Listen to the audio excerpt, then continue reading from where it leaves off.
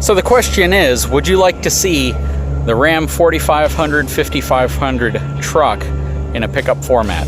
I had a chance to spend some time with the head of Ram division and basically pointed out that putting this wide track front end on the front of a 3500 or having a 4500 5500 series pickup would be a huge benefit to the Ram lineup.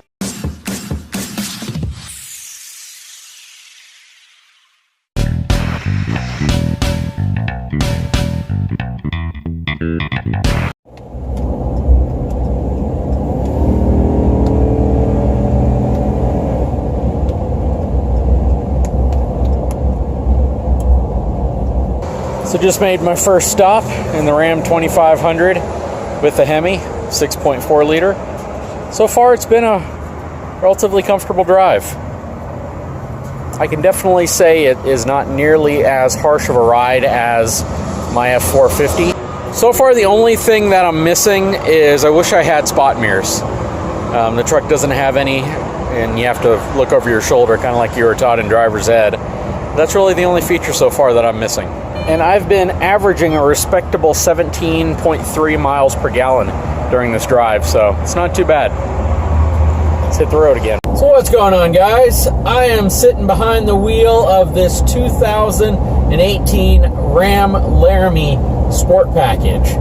This has been a fun truck to drive. I picked this truck up at the Texas State Fair, or actually at the airport, and was able to take it back down to South Texas from Dallas. I've been on the road now for about 4 hours, and you know, it's definitely a truck that you can spend some time in without feeling like you're being fatigued with the seats. The seats are very comfortable. I would argue that they're probably more comfortable than the seats that are in my truck. I mean, that's saying a lot because the seats in my truck, I don't think they're uncomfortable, but I do think that GM and Ram hold an advantage in terms of overall seat comfort, especially long-term driving comfort, over Ford right now. Ford tries to offset that by putting in their massaging seats, which is actually a pretty nice system. It's more of a shiatsu style massage than your traditional just a vibrating seat. So it can actually help you a little bit. But the other side of that is they kind of need it because the seats are a little bit thin, and after you've been sitting in them for a couple of hours, you start to really feel them. Now, this truck has virtually every feature I would want in a truck. The only thing it's really missing that I'm finding out would be helpful are spot mirrors. It doesn't have a spot mirror system, and it doesn't have the blind spot detection in this truck also. So basically, you have your standard pickup truck half-ton style mirrors in this 3/4 ton, and I'm really having to look out the side and check my blind spots before I change lanes. It does have heated and ventilated seats, so the ventilated seats definitely come in handy, especially if you've been on the road for a while, so that's a nice thing. And because the tires are a little bit more aggressive than standard all-season tires, they are making a little bit of tire noise, but not too much. The interior of this truck overall is a nice cab to be in. It's not noisy. It has a 6.4 liter HEMI, and the engine has a great tone when you hit the throttle. Once you hit the throttle, the truck just wants to get up and move, no problem. In the mixed style driving I've been doing, I'm averaging about 17.3 miles per gallon on the highway.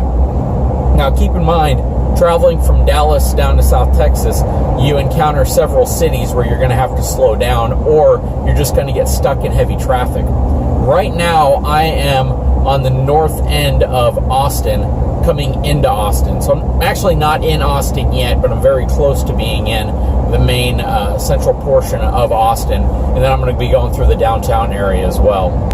In terms of overall ride comfort, I would have to say that given the coil spring rear suspension that's on this truck, it has a smoother ride than both an F250 and a Chevy 2500.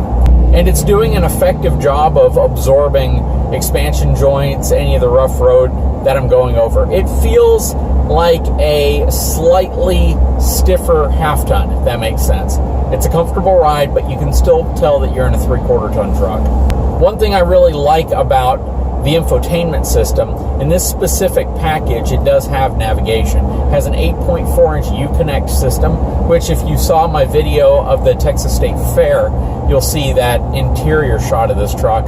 And I love the navigation system in this truck because it's very accurate in terms of making sure you're in the correct lane whenever you're going to make a lane change. This is an interesting package, and it's grown on me in a lot of ways because it's got a lot of things that you're going to like in a truck at this price point. You're going to get quite a bit for your dollar here. This truck has an MSRP of $61,145. It does have the larger HEMI in it. It is a four-wheel drive off-road package.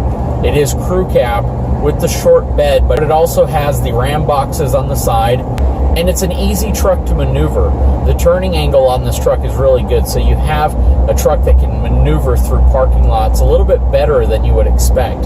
I've had no problem at all backing this truck into parking spots, moving it around. When I was at the state fair with the truck, it felt very nimble and agile. It definitely felt like a truck that was easy to maneuver. And driving through heavy traffic, I don't feel as if I'm in a truck that's really taking up a lot of the road.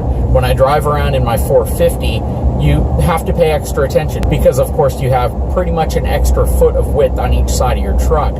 And those are additional parts of your vehicle that you just have to keep situational awareness of. I love the fact that this truck comes equipped with the higher end headlights with the LED accent trim, LED tail lights, fog lights. It's just overall a very attractive package. And if I didn't like dualies so much, this would probably be the package I would get. I would probably opt for the longer bed personally, though, because I prefer the extra utility of having a longer bed. You know, something interesting to point out, if you recall on the Trail Boss video I did, I pointed out some blank spots where there are unused switch buttons in the dash area of the new Trail Boss. And on this truck, which is a body style that they've had in place now for a while, they've been using this body style, same basic interior, I'm going to say for probably about 6 to 7 years.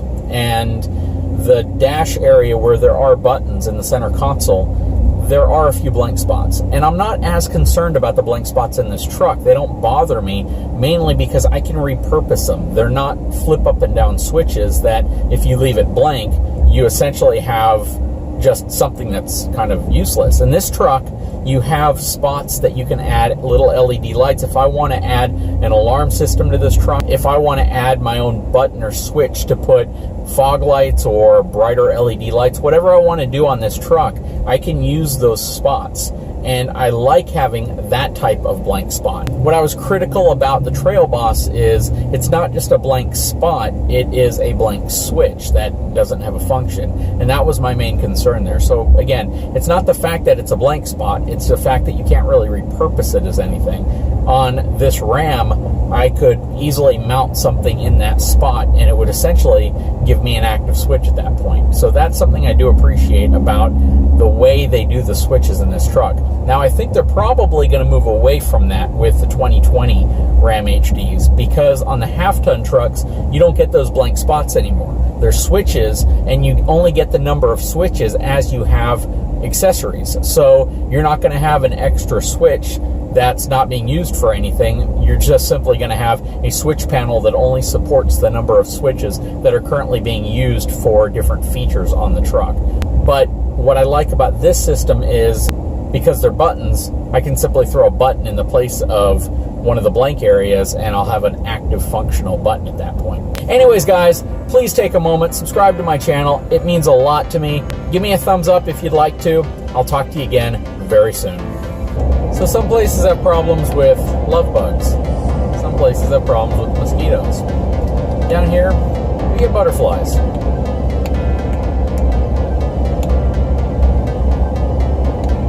Probably can't pick them up real well on the camera, but there are literally thousands of butterflies.